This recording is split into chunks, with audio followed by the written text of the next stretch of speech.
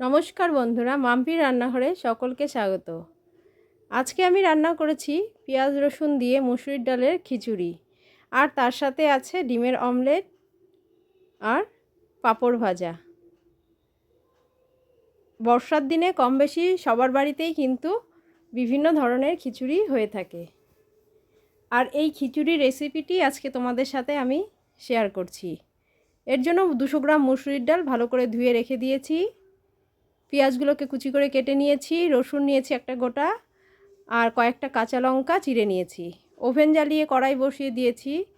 কড়াইটি গরম হয়ে গিয়েছে, তাতে তেল দিয়ে দিয়েছি। তেলটি গরম হয়ে এলে ফোড়নের জন্য তেজপাতা, শুকনো লঙ্কা আর 5 ফোড়ন দিয়ে দিয়েছি।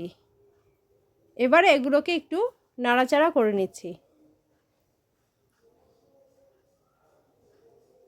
এবারে কেটে রাখা পেঁয়াজ, রসুন, কাঁচা লঙ্কা সব একসাথে তেলের মধ্যে ছেড়ে দিচ্ছি। এগুলোকে একটু হালকা ব্রাউন করে লাল লাল করে ভেজে নেব।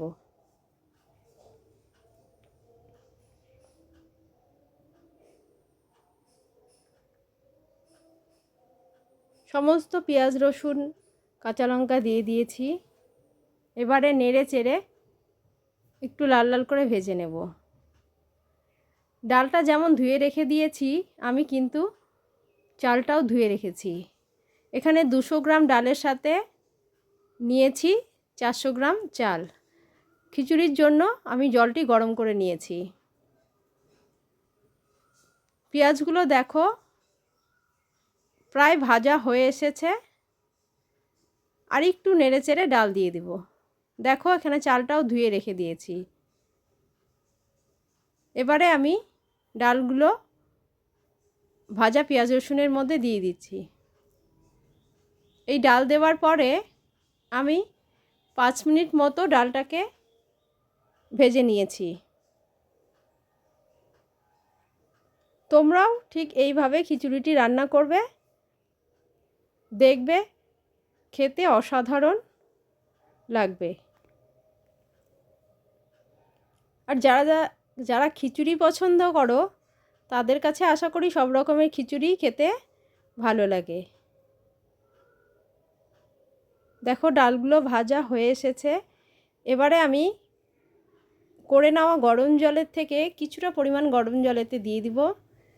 দিয়ে তারপরে আমি এটিকে হাঁড়িতে ট্রান্সফার করে নেব। দেখো জল দিয়ে দিচ্ছি।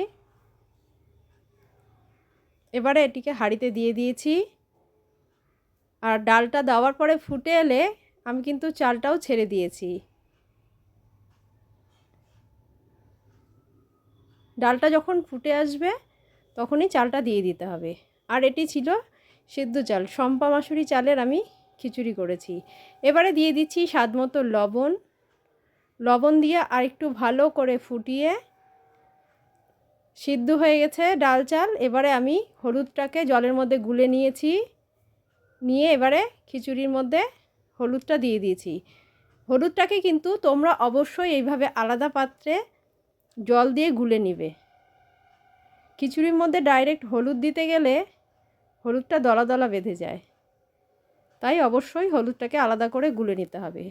আমার খিচুড়িটি রেডি হয়ে গিয়েছে। এবার একটি পাত্রে নামিয়ে নিয়েছি। এবার পরিবেশনও করে দিয়েছি, আর সাথে অমলেট আর পাঁপড় ভাজা। আমার এই রেসিপিটি আশা করি তোমাদের ভালো লেগেছে।